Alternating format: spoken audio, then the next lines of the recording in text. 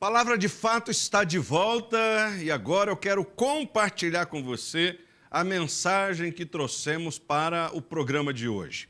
Palavra bíblica que servirá de base para a nossa mensagem se encontra no Evangelho de Mateus, capítulo 5. Leremos o versículo 8, quando então as palavras de Jesus nos revelam mais uma característica do caráter daqueles que dizem ser seus discípulos, daqueles que consideram-se cristãos. Jesus então nos ensinou dizendo o seguinte, Mateus 5, 8. Bem-aventurados os puros de coração, pois verão a Deus. Depois de Jesus ter dito que bem-aventurados são os pobres de espírito, bem-aventurados os que choram, bem-aventurados os mansos, bem-aventurados os misericordiosos, Jesus agora vem nos falar sobre esta bem-aventurança que está relacionada à pureza de coração. O doutor Martin Lloyd-Jones, pastor britânico, falecido no século passado, profundo estudioso do Sermão da Montanha, escreveu um livro muito especial e que nos ajuda a compreender de uma maneira muito singular essa mensagem de Jesus revelada para nós nos primeiros capítulos de Mateus e que nós chamamos de Sermão da Montanha. Dr. Martin Lloyd-Jones, então, nos propõe, para entendermos esta bem-aventurança, analisar 3 expressões que Jesus se utiliza ao mencionar essa característica dos bem-aventurados. A proposta do Dr. Martin Lloyd-Jones é que observemos 3 expressões. A primeira delas, coração, a segunda, limpo e a terceira, ver a Deus. E eu, então, gostaria de me submeter a essa proposta desse estudioso para que compreendamos esta bem-aventurança de Jesus. Então vamos analisar primeiramente a palavra coração. Jesus diz, bem-aventurado os puros de coração. Na literatura em geral, a palavra coração é usada para designar a sede das nossas emoções, dos nossos sentimentos. De uma maneira geral, coração normalmente é usado para representar o lugar onde está o afeto, os nossos sentimentos. No entanto, quando Jesus usa a palavra coração, e não somente nas palavras de Jesus, mas nas Escrituras de uma maneira geral, a palavra coração se refere ao estado interior do homem, mas não somente o seu estado interior no que diz respeito às suas emoções, mas se refere ao aspecto intelectual, se refere também às vontades humanas e também o seu aspecto emocional. Então, considerando o intelecto, a vontade e as emoções, quando Jesus se refere à palavra coração, ele está se referindo ao interior do ser humano por completo, ao interior do homem de uma forma ampla, integral e completa. Quando Jesus diz que bem-aventurados são os puros de coração, ele nos propõe então a seguinte questão: por que Jesus se preocupou, por que Jesus enfatizou a pureza, sobretudo, do interior do homem? Por que Jesus deu ênfase à necessidade do interior, o interior integral, o interior completo do homem ser puro? Ora, primeiro porque toda pureza, preste atenção nisso, toda pureza exterior, sem pureza do coração, não tem valor nenhum. Jesus fez duras críticas aos religiosos da sua época, porque eles enfatizavam não essa pureza do coração, não essa pureza do interior, eles enfatizavam e muito essa pureza apenas da fachada, apenas daquilo que os olhos veem, somente aquilo que é exterior. Jesus fez essa crítica, por exemplo, em Mateus, capítulo 23, do versículo 25 a 28.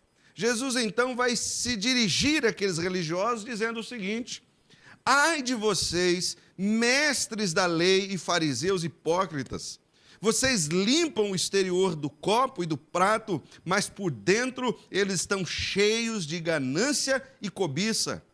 Fariseu cego, limpe primeiro o interior do copo e do prato, para que o exterior também fique limpo. Ai de vocês, mestres da lei, fariseus, hipócritas, vocês são como sepulcros caiados, bonitos por fora, mas por dentro estão cheios de ossos e de todo tipo de imundícia. Assim são vocês. Por fora parecem justos ao povo, mas por dentro estão cheios de hipocrisia e de maldade. Ora, é bem possível que encontremos na nossa sociedade moderna, pessoas religiosas ou não religiosas que também querem aparentar pureza apenas no exterior, mas o seu interior não é puro, pelo contrário, é semelhante a esses religiosos a quem Jesus criticou, a quem Jesus, de forma muito veemente, combateu essa prática.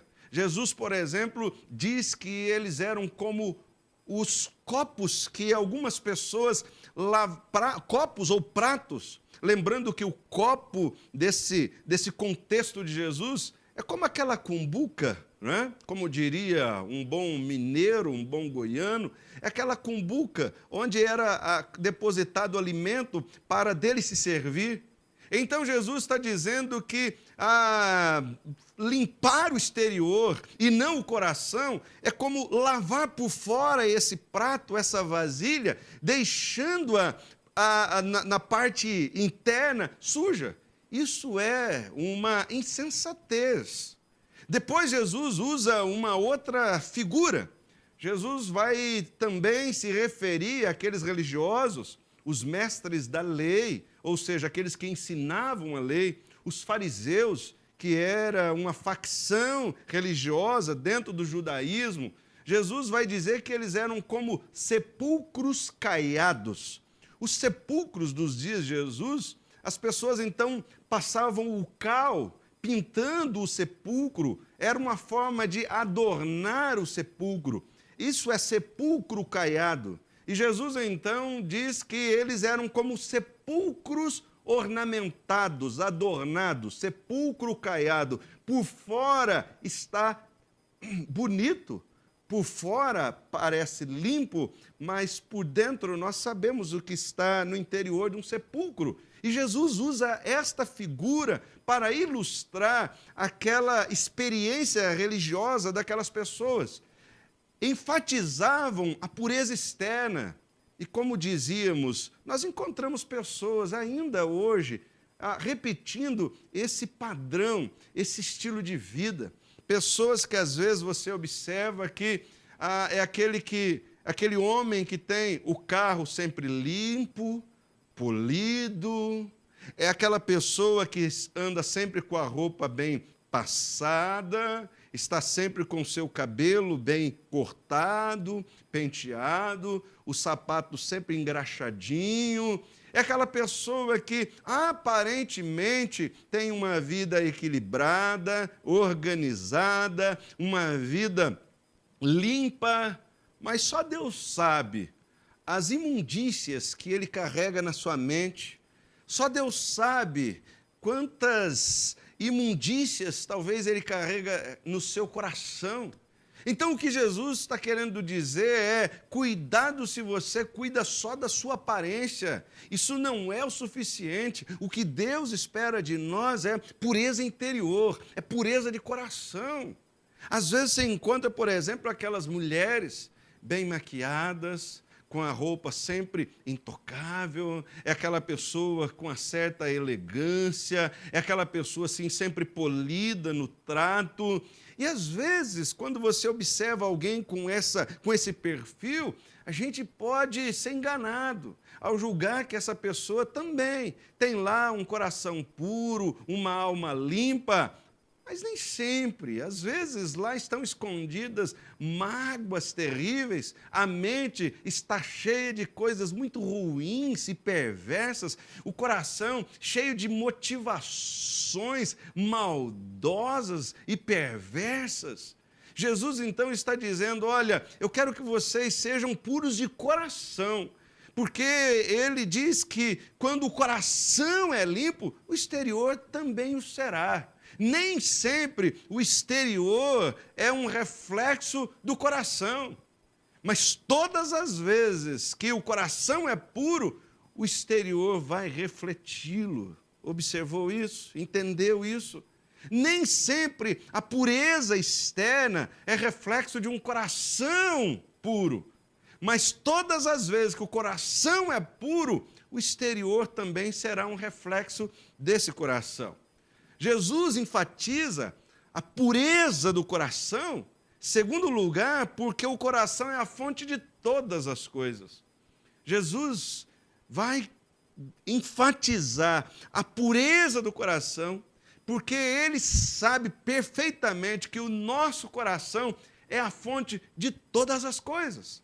Olha o que a Bíblia nos diz no Evangelho de Mateus, capítulo 15, versículo 19. São palavras de Jesus. E ele então nos diz o seguinte: pois do coração saem os maus pensamentos, os homicídios, os adultérios, as imoralidades sexuais, os roubos, os falsos testemunhos e as calúnias. Observe, é Jesus, o Mestre Supremo, aquele que conhece o ser humano na sua inteireza, na sua essência. É ele quem faz essa afirmação. Ele diz que é do coração que procedem todos os males que nós vemos no nosso mundo. Por isso que Jesus quer que o coração seja puro. É verdade, nós temos algumas teorias, tanto no âmbito da sociologia, como na área da psicologia, e que explicam para nós que nós, seres humanos, somos produtos do meio que vivemos. Então, ora, as minhas maldades, elas não são resultado do meu coração, elas são resultados de um comportamento que foi aprendido, que foi absorvido pelo meio. Então, se eu cresço num ambiente de maldade, eu serei mal, porque a maldade do meio me contagiou. Se eu cresço e me torno uma pessoa perversa, é porque eu cresci num ambiente que me influenciou a desenvolver esse caráter de perversidade. Então, dentro dessas teorias, bom, a gente pensa que o ser humano é o que é, produz o que produz, ele age como age, não por causa daquilo que o seu coração determina, mas por aquilo que o meio o influenciou a ser. No entanto, Jesus nos propõe uma outra perspectiva, Jesus nos propõe um outro pensamento. Jesus está aqui nos fazendo pensar, Jesus está aqui nos mostrando que, na verdade, o meio que vivemos é uma consequência do nosso coração. E é interessante quando nós olhamos para a Bíblia e nós percebemos o próprio homem num ambiente onde nada de mal, nada de perverso, nada de terrível poderia externamente influenciá-lo. Olhe para o livro de Gênesis. Você encontra Adão no meio onde tudo estava em harmonia, tudo estava em perfeito equilíbrio, tudo ao seu entorno era expressão da bondade, do amor, da glória, da perfeição de Deus. No entanto, é lá no coração deste homem que nasce a vaidade. o desejo de ser igual a Deus. E a partir do momento que o seu coração foi contaminado pela vaidade, tudo ao seu redor se perverteu, se contaminou e entrou num processo de desarmonia e de desequilíbrio. Então, ainda que alguém cresça num meio onde tudo seja favorável para que ele seja puro, ele não será, porque o seu coração é essencialmente mau. Por isso que Jesus propõe, olha, busquem pureza do coração, porque é do coração que brotam todas as coisas. É do coração que nascem todas as coisas. O coração é a fonte de todas as coisas. Então, se o coração for puro, nós vamos conseguir produzir coisas boas. Se o coração for puro, nós vamos conseguir influenciar o meio que estamos para que ele também seja puro. Jesus enfatizou a pureza do coração, em terceiro lugar, porque o coração é o lugar onde Deus é adorado. Jesus quer que o nosso coração seja puro, porque Deus é adorado lá no nosso coração. Veja, o que a Bíblia diz na carta aos Colossenses, capítulo 3, versículo 16. A Bíblia nos diz: cantem salmos, hinos e cânticos espirituais com gratidão a Deus em seus corações. Ora, onde é que Deus é louvado? Onde é que Deus é engrandecido? Onde é que Deus é adorado? Deus é adorado lá dentro de nós.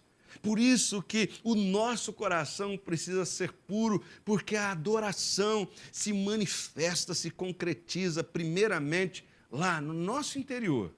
De maneira que a própria Bíblia diz que se o nosso coração não for puro, se o nosso interior não tiver marcado pela pureza, tudo que tentarmos fazer do lado de fora, como expressão de culto, como expressão de adoração, não tem espiritualmente valor nenhum. Isso foi dito pelo profeta Isaías. O profeta Isaías disse, no capítulo 29, versículo 13, o seguinte: o Senhor diz, esse povo se aproxima de mim com sua boca e me honra com os lábios, mas o seu coração está longe de mim. A adoração que me prestam só é feita de regras ensinadas por homens. Veja, o que a Bíblia está dizendo é, se o seu coração estiver longe de Deus e, consequentemente, o seu coração não estiver puro, não importa quão bonito você cante, não importa quão palavras honrosas você use nas suas orações, não importa o quão afinados sejam os seus instrumentos e quão tecnicamente você toque, não importa o aparato que você usa nas suas celebrações, não importa nada disso. Por quê? Porque a adoração acontece lá no seu coração. Se o seu coração não for puro, ora, tudo que você faz em termos exteriores não passa de mero ritualismo religioso, sem nenhuma relevância espiritual e que não atendem ao desejo de Deus de ser adorado por nós, não por aquilo que simplesmente fabricamos com as mãos, com os pés, produzimos com os nossos lábios ou com os nossos instrumentos, porque Deus quer ser adorado lá no nosso coração. Então, essa é a primeira expressão que a gente analisa desta bem-aventurança de Jesus. A segunda expressão, proposta pelo Dr. Martin Lloyd-Jones, para que compreendamos esta bem-aventurança de Jesus, é a expressão limpo. O que Jesus queria fazer-nos entender quando usa essa palavra nesta bem-aventurança? Bem-aventurado os limpos de coração. E aqui eu quero, então, fazer uso das considerações de um outro estudioso do Novo Testamento, William Barclay. Quando analisa a palavra limpo, conforme usada no Novo Testamento, o Novo Testamento foi escrito na língua grega, e aí, então, analisando essa palavra no grego, que é a palavra cásaros, analisando-a da maneira como os gregos usavam essa palavra no dia a dia, a gente pode então ter uma compreensão do que Jesus queria nos ensinar sobre esta bem-aventurança, ao dizer bem-aventurados limpos de coração. Ora, quando os gregos usavam essa palavra no dia a dia, primeiramente eles usavam essa palavra para se referir, por exemplo, a uma roupa que estava suja, mas que passou por um processo de limpeza, ela fora lavada e agora ela foi tirada a sua sujeira e agora ela está limpa. Então, é o processo de lavagem de uma roupa, que outrora estava suja, mas agora está limpa. Ora, olhando para a palavra conforme usada pelos gregos nesse contexto, é possível entender exatamente o que Deus fez conosco. Quando nós entregamos nossa vida para Ele, nós também nos achegamos a Ele como roupas sujas, roupas encardidas pelo pecado, mas que Ele nos assumiu e com o trabalho da sua graça e da sua misericórdia passou a nos lavar.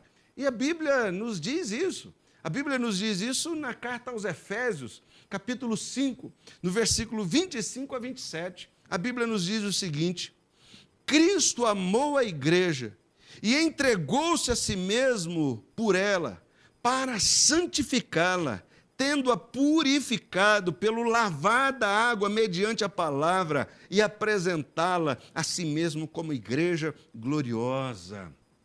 Ora, o que Jesus está nos levando a entender é que aqueles que se tornam limpos de coração, primeiramente, são aquelas pessoas que entregaram-se a Cristo. E Cristo, por causa da sua graça, por causa do seu amor, recebeu essas pessoas e as lavou completamente da sua imundícia, de tudo aquilo que as encardia, e lembrando que o que nos encardia, o que nos sujava era o pecado. E a Bíblia está dizendo que o Senhor Jesus nos purificou pelo lavar da água mediante a sua palavra. Mas os gregos, quando usavam também essa palavra, eles também se referiam para designar o trigo que foi separado da palha. Então, essa expressão, cásaros, quando os gregos usavam essa palavra no dia a dia, ela também poderia ter essa conotação. Quando então o trigo, o cereal que fora colhido, ao ser então trazido da lavoura, ele era malhado pelo agricultor para que ele fosse separado, o grão do trigo fosse separado da palha. Ora, essa figura, essa metáfora, também ilustra aquilo que Deus fez conosco. Deus também nos recebeu e Ele está trabalhando para nos limpar, tirar toda a palha, tirar tudo aquilo que nos impede de termos com Ele um relacionamento melhor. E veja como é que o lavrador limpava o trigo, tirando a palha. Ele malhava esse trigo. Ele era colocado no terreiro e ele então era malhado para que a palha saísse. Sabe, às vezes nós queremos ser limpos de coração, mas não queremos ser malhados por Deus. Nós não queremos passar pelo processo de limpeza. E muitas pessoas, quando entram nesse processo de purificação, nesse processo de limpeza, onde as palhas estão sendo retiradas, eles começam a sentir a dor desse processo, porque não é fácil, não é confortável, mas é necessário, porque o melhor mesmo não é continuar com as palhas, mas é sermos limpos dela, para que a gente experimente esta bem-aventurança. Bem-aventurado significa feliz, plenamente feliz. Felizes são aqueles cujo coração foi limpo, cujo coração fora lavado. Bem-aventurados são aqueles cujas palhas foram tiradas, para que agora ele seja realmente limpo. Mas os gregos, quando usavam essa palavra, eles também se referiam à seguinte situação. Eles usavam essa palavra para designar o vinho ou o leite que não eram adulterados mediante a adição de água ou qualquer outra substância.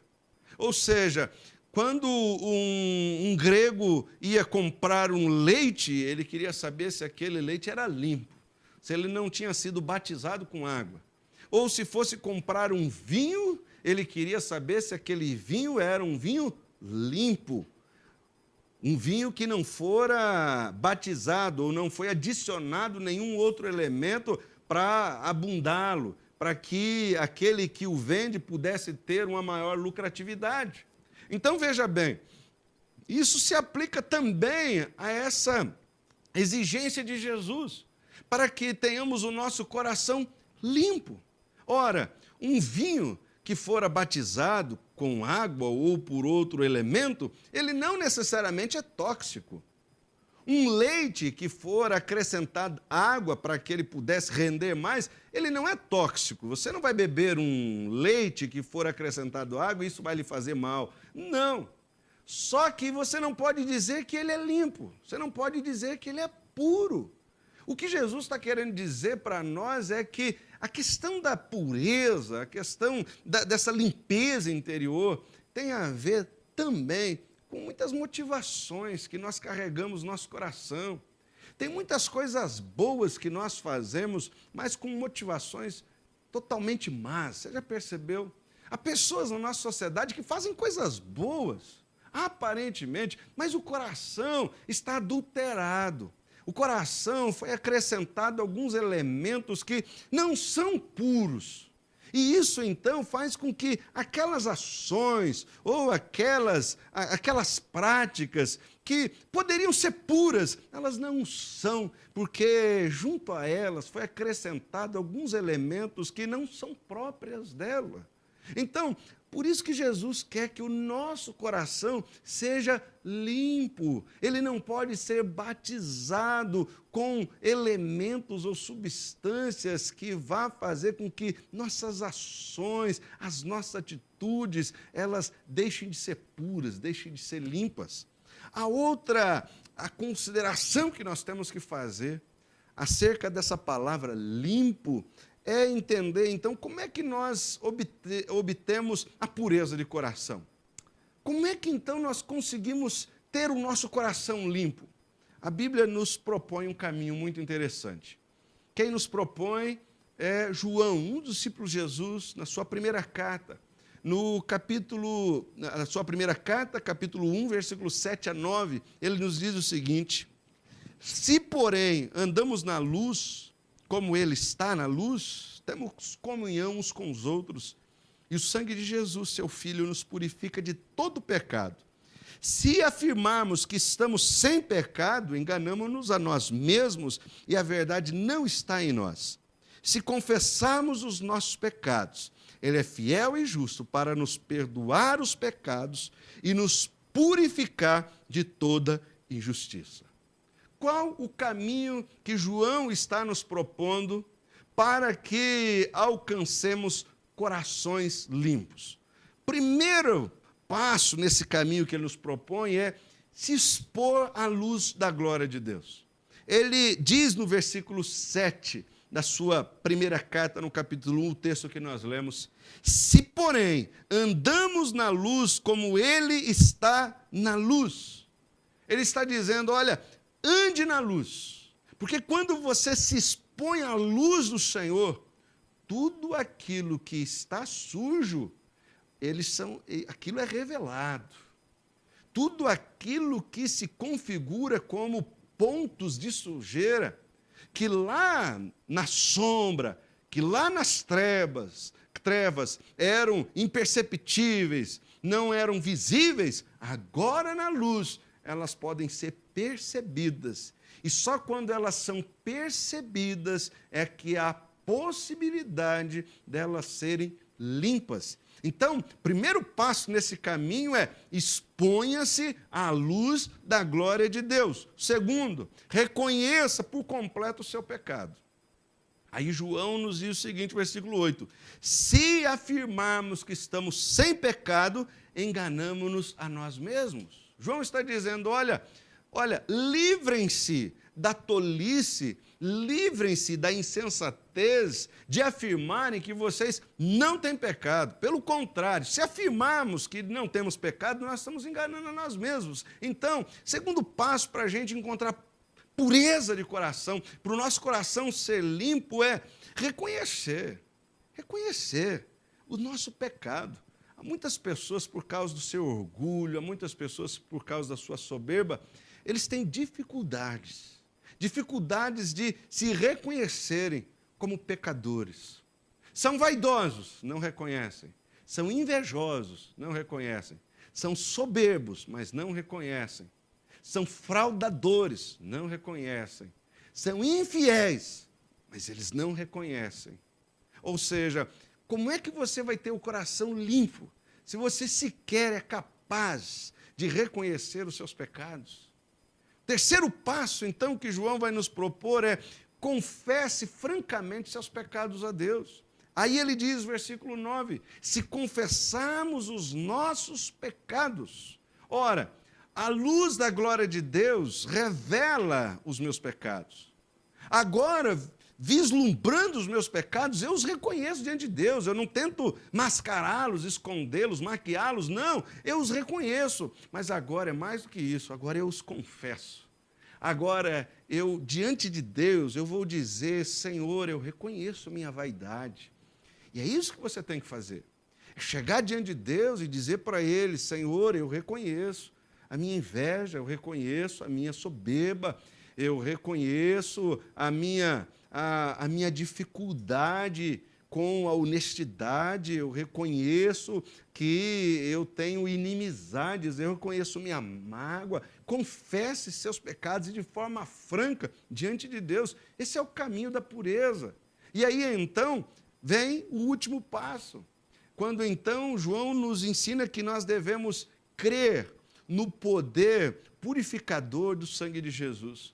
Porque agora ele diz no versículo 7, depois que nós andamos na luz, nós vislumbramos o nosso pecado, nós o reconhecemos, nós confessamos. Aí ele diz, versículo 7, que o sangue de Jesus, seu Filho, nos purifica de todo o pecado. É assim.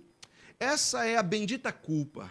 É quando diante de Deus eu reconheço minhas culpas, mas eu não preciso andar encurvado por ter essas culpas pesando sobre mim.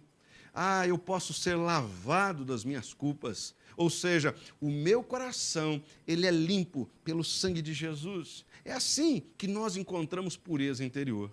E a última expressão proposta pelo Dr. Martin Lloyd-Jones, pastor britânico, que estudou profundamente o Sermão do Monte e que nos propôs a olhar esta bem-aventurança observando as três expressões, né? Coração limpo, e a última expressão é ver a Deus. Porque então Jesus nos disse, bem-aventurados os limpos de coração, porque eles verão a Deus. Ora, o que Jesus queria nos fazer entender, usar essa expressão, ver a Deus? É uma promessa desta bem-aventurança. Os limpos de coração são esses que vão ver o Senhor. E aqui nós nos deparamos com uma situação, porque a Bíblia diz que ninguém vê a Deus. Ninguém viu e ninguém vê a Deus. A Bíblia diz, por exemplo, em João 6,46, a Bíblia diz, ninguém viu o Pai, a não ser aquele que vem de Deus, somente ele viu ao Pai. Depois, Paulo escreve a Timóteo, na primeira carta, capítulo 6,16, o único que é imortal e habita em luz inacessível é quem ninguém viu, nem pode ver. Então, como é que nós podemos desfrutar desta promessa de Jesus, de que os limpos de coração verão a Deus, se a própria Bíblia está dizendo que ninguém viu, ninguém o verá? Ora, então nós temos que compreender isso. Bom, a gente precisa compreender essa promessa de Jesus da perspectiva do já e ainda não. Ou seja, essa promessa de Jesus é possível desfrutá-la já, mas ainda não completamente. Ora, os que entregaram suas vidas para Cristo, eles podem, de uma maneira, digamos, parcial, contemplar Deus. O próprio Paulo disse isso na sua primeira carta aos Coríntios, capítulo 13, versículo 12. Ele diz o seguinte: agora, pois, vemos apenas um reflexo obscuro como um espelho, mas então veremos face a face. Agora conheço em parte, e então conhecerei plenamente, da mesma forma como sou plenamente conhecido. É essa impressão que nós temos quando nós realmente entregamos nossa vida para o Senhor. Nós contemplamos a Deus, mas é como que por uma imagem ainda embotada, embaçada, desfigurada, mas é possível contemplar o Senhor. Nós só não o contemplamos plenamente. Então nós já vemos o Senhor. E aí a Bíblia nos garante que um dia nós veremos o Senhor face a face. E quem nos afirmou isso foi um dos discípulos de Jesus, João. Na sua primeira carta, no capítulo 3, versículo 2, ele disse o seguinte: amados, agora somos filhos de Deus, e ainda não é manifestado o que havemos de ser, mas sabemos que quando Ele se manifestar, seremos semelhantes a Ele, porque assim como é, o veremos. Ora, faz todo sentido a promessa de que um dia nós estaremos diante do Senhor e o veremos face a face, porque a Bíblia diz que quando nós estivermos com Ele nos céus, quando nós adentramos as realidades celestiais, ora, aquilo que nos impede de ver a Deus já não mais existirá. Todo pecado terá passado. O nosso corpo, a Bíblia diz, será um corpo glorificado. Por isso a Bíblia diz que nós poderemos ver o Senhor face a face. No entanto, até que cheguemos lá, o que Jesus nos propõe é: bem-aventurados, felizes, os limpos de coração. A proposta de Jesus é: limpe seu coração, purifique o seu interior, porque aqueles que limpam o seu coração, aqueles que purificam o seu interior, são esses que verão a Deus. Por isso eu gostaria de desafiar você diante dessa palavra. Há muitas pessoas que acham que felicidade, lembrando que bem-aventurança significa felicidade plena, há muitas pessoas que querem encontrar felicidade na imundícia deste mundo. Eles trazem para o seu coração os lixos deste mundo, através dos prazeres que esse mundo oferece. E eles acham que é nisso que consiste a felicidade. E se esquecem daquilo que Jesus nos ensinou. E eu gostaria de desafiar você a buscar a felicidade, não por essa viés mundana, mas buscar a felicidade por esse caminho de Jesus. Limpe o seu coração, busque pureza interior, e você vai descobrir quão bem-aventurados são aqueles cujo coração foram limpos pela graça de Deus, pelo sangue poderoso de Jesus, aquelas pessoas que submeteram-se a Ele, renderam-se a Ele, reconheceram toda a sujeira, mas que foram lavados. É ali que consiste a nossa felicidade. Ou seja, aqueles que amam a Jesus entregaram-se a Ele verdadeiramente. Tá bem? Bom, nós vamos para um rápido intervalo. Daqui a pouquinho a gente volta para o nosso momento de oração. Palavra